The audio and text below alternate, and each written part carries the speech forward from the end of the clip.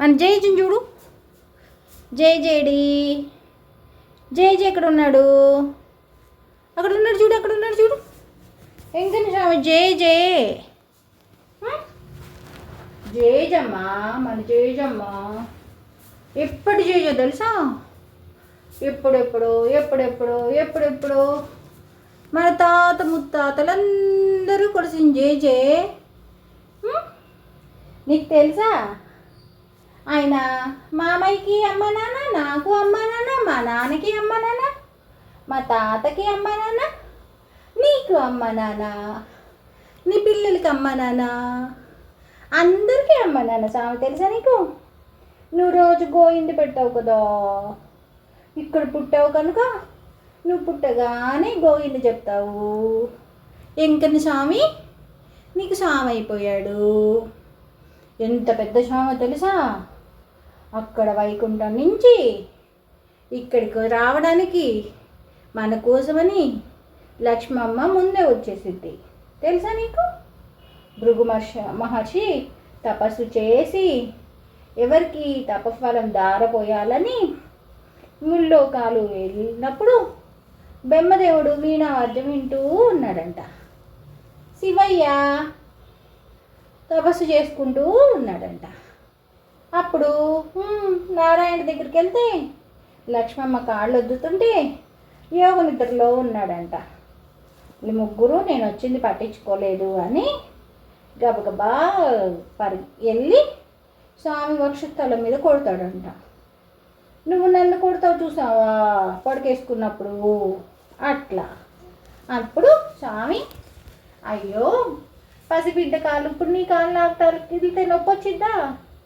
నన్ను తన్ని నీకు నొప్పి వచ్చిందా అని కాలు ఒత్తితే లక్ష్మమ్మకి కోపం వచ్చి నేనుండే ప్లేస్లో తంతే నువ్వు సపర్యలు చేస్తావా అని కోపం వచ్చి గబగబా కొల్హాపూర్ వచ్చేసిద్దంట.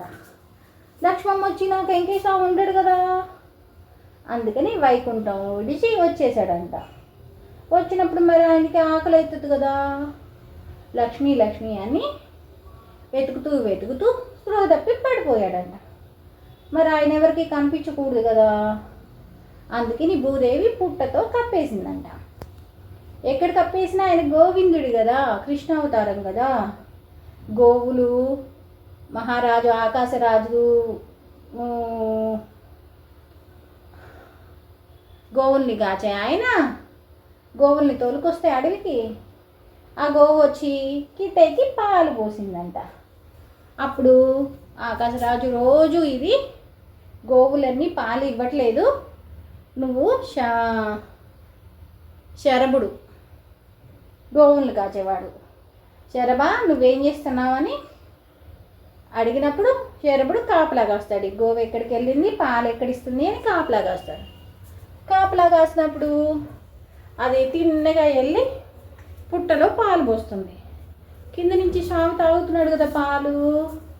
అయ్యో నా పాలన్నీ ఇక్కడ పుట్టలో పోస్తుంది, ఈ గోవును బతకనీయకూడదని గొడ్డలు తీసుకొని ఇంతెత్తున స్వామిని గోవుని కొట్టబోతాడు.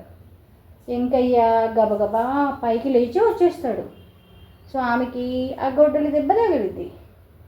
గొడ్డలి దెబ్బ తగిలినప్పుడు 2 తాడి చెట్లంతా నెత్తురు అంత ఎత్తుకి నెత్తురు వెళ్ళి పొంగిద్ది అన్నమాట. శరభుడు దెయ్యంగా మారిపోతాడు. అప్పుడు స్వామి తలనొప్పి మీద దెబ్బతోటి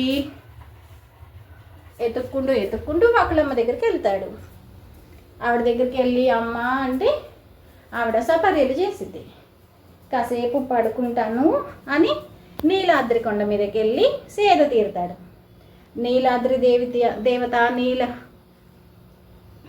నీలాదేవి స్వామిని చూసి ఆ దెబ్బ చాటు ఎంటుకలు పోయినప్పుడు ఆవిడ చల్లని చేత్తో ఇట్లా అనిద్ది. స్వామికి అక్కడ ఎంటుకలు వచ్చేస్తాయి. నువ్వు రేపు తల ఎంటుకలు ఇస్తావు కదా, అప్పుడు వరం ఇస్తాడన్నమాట. నాకు ఎవరు ఎంటుకలు ఇచ్చినా అవన్నీ నీ దగ్గరికి వచ్చి చేరుతాయి నీలాదేవి అని వరం ఇస్తాడన్నమాట. అప్పుడు స్వామికి అరుపులు వినిపిస్తాయి అన్నమాట. ఒక ఏనుగు పద్మావతి దేవి వరాహస్వామిని దర్శించుకుందామని వచ్చినప్పుడు అక్కడ వనాల్లో తిరుగుతున్నప్పుడు ఏనుగు తరిమిద్దన్నమాట. లక్ష్మీదేవి కదా ఆవిడ. అక్కడ ఉన్న అరుపులు విని ఏనుగుని స్వామి అదిలిచ్చేస్తాడన్నమాట. అప్పుడు పద్మమ్మ స్వామిని చూసిద్ది, స్వామి పద్మమ్మను చూస్తాడు. ఆవిడ సిగ్గుపడి వెళ్ళిపోయింది.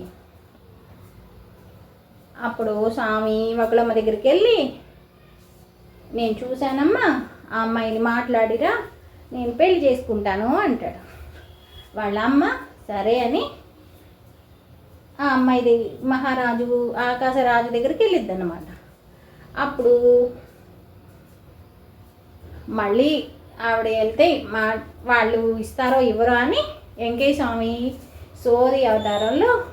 సోదమ్మ అవతారంలో వెళ్ళి ఆకాశరాజు భార్యకి ఒక పెద్ద ఆవిడ వస్తుంది, మా అమ్మాయి పెళ్ళి ఎప్పుడు అయ్యిద్ది అని అడుగుతుంది అన్నమాట. ఒక పెద్ద ఆవిడ వస్తుంది, ఆవిడ వచ్చి పిల్లని అడిగిద్ది, ఆవిడకి తప్పకుండా ఇవ్వండి, ఆయన ఎవరు అనుకుంటున్నారు, ముల్లోకాలు ఏలే స్వామి, ఆయనకి ఇస్తే మీ బిడ్డ సంతోషంగా ఉంటుంది అని చెప్తుంది అన్నమాట. అలా అప్పుడు వకులమ్మ తల్లికి వెళ్ళి, మా బాబు మంచాడు, చాలా గొప్పాడు, మీ అమ్మాయిని వివాహం చేసుకుంటాడంటే సంతోషంగా వివాహం చేసుకోవడానికి ఒప్పుకుంటారు. అప్పుడు మరి ముక్కోటి దేవతలు వస్తారు కదా స్వామికి భోజనాలకి, బోల్డ్ అంత ఖర్చు అవుతుంది కదా పెళ్ళికి. అప్పుడు గబగబా కుబేరుడి దగ్గరికి వెళ్ళి డబ్బులు అప్పు అడుగుతాడు వెంకన్న స్వామి.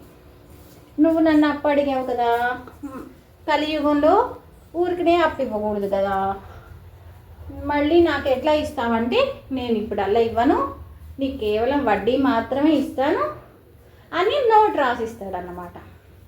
పాతాళ గంగలో పప్పుచారు చేస్తారంట. అట్లా బోల్డ్ అని వంటకాలు చేసి శ్రీనివాస కళ్యాణం చేస్తారంట. తెలుసా నీకు? అప్పుడు శ్రీనివాసుడు పద్మమ్మని పెళ్లి చేసుకుంటాడు, మనందరికీ భోజనాలు పెడతాడు. తెలుసా నీకు? నేనేమో తిరుపతి వెంకన్న లడ్డు, నువ్వేమో కళ్యాణం లడ్డు. తెలుసా నీకు? సరేనా? గోవింద జేజుకి గోవింద కొట్టమ్మా.